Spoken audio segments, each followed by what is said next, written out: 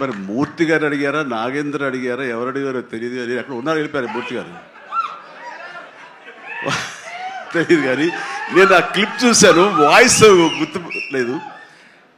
మీరు బాలకృష్ణ కాంపౌండ్ కదా విశ్వక్షేణ్, ఇప్పుడు మెగా కాంపౌండ్ నుంచి ఆయన ఎలా వచ్చారు అని చాలా చక్కగా సమాధానం చెప్పాడు.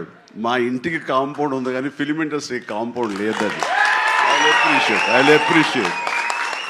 నిజమే, ఇక్కడ గిరుకు ఇసుకుని ఎప్పటికప్పుడు ఏ హీరోలుగా హీరోలా ఉండే రోజులు నిజంగా ఉన్నాయి, లేకపోలేదు. షూటింగ్ల వరకే, ఆ తర్వాత వాళ్ళు ఎవరి ఇళ్ళకి వాళ్ళు వెళ్ళిపోతారు, ఎవరి ప్రోగ్రాం వాళ్ళు చూసుకుంటారు. అలాంటి రోజుల్లో నేను ఉన్నాను.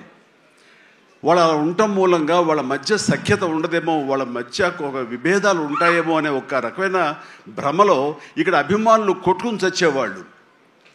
ఆ వాల్ పోస్టులు చింపుకునేవాళ్ళు. నెల్లూరులో మా కజిన్స్ ఉండేవాళ్ళు, వాళ్ళిద్దరు సొంత అన్నతమ్ములు, కానీ వాళ్ళిద్దరు వాళ్ళు రామారావు గారిని, ఒకళ్ళు నాగేశ్వరరావు గారిని ప్రేమించేవాళ్ళు, ఇష్టపడేవాళ్ళు, అభిమానించేవాళ్ళు. వాళ్ళిద్దరు కొట్టేసుకున్నారు, రక్తొచ్చే కొట్టేసుకున్నారు. నాకు దానికి కంగారు వచ్చేసింది. నేను చిన్నోడిని. ఎందుకలా కొట్టుకున్నారంటే వాడు అభిమాని, వాడు ఎంటి, వాడు అది అంటే నాగ్గడి ఇలాగని ఇద్దరు కొట్టుకుంటున్నారని చెప్పేసి అంటే నాకు ఆ రోజు నుంచి మొదలైంది, ఏంటి సినిమా వాళ్ళు హీరోలు బాగానే ఉంటారు, వీళ్ళు కొట్టుకుని వస్తారేంటి అని చెప్పేసి.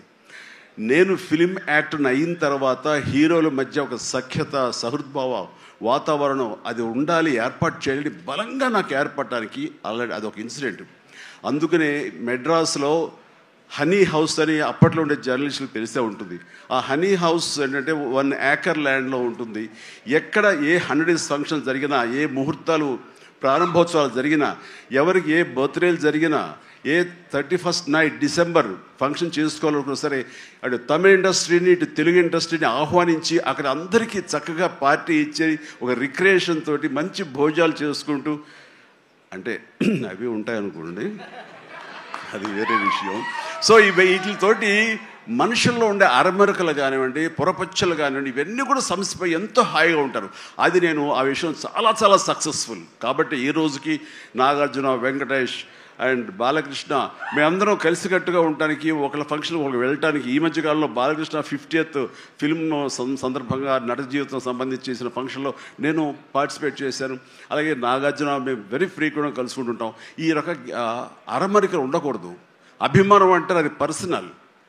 నా ఒక రకమైన భోజనం రుచిస్తుంది, ఇంకొక రకమైన భోజనం రుచిస్తుంది. అలాగే ఒకళ్ళు ఇంకొకరితో కనెక్ట్ అవుతారు యాక్టర్లుగా.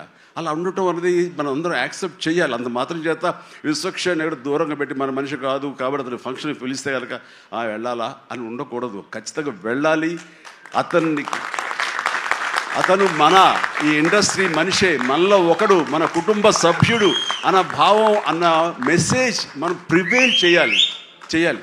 అంటే ఏదో మనం సెపరేట్గా ఉండటం మూలంగా, మనం అతీతంగా మనం దూరంగా ఉండటం మూలంగా మనకు ప్రత్యేకత వస్తుంది, గుర్తింపు వస్తుంది, తద్వారా మన ఇమేజ్ పెరుగుతుంది అనే భావం కరెక్ట్ కాదు. మన ఇమేజ్ పెరగాలి అంటే, మనకి ఒక ఫ్యాన్ బేస్ పెరగాలి అంటే అది మన కంటెంట్, మనం చేసే సినిమా ఇస్తుంది తప్ప మనం ఏలినేట్ చేసేసుకోవడం, మనల్ని దూరం చేసుకుంటేనే కాదు. అందరూ కలివిడిగా ఉండాలి.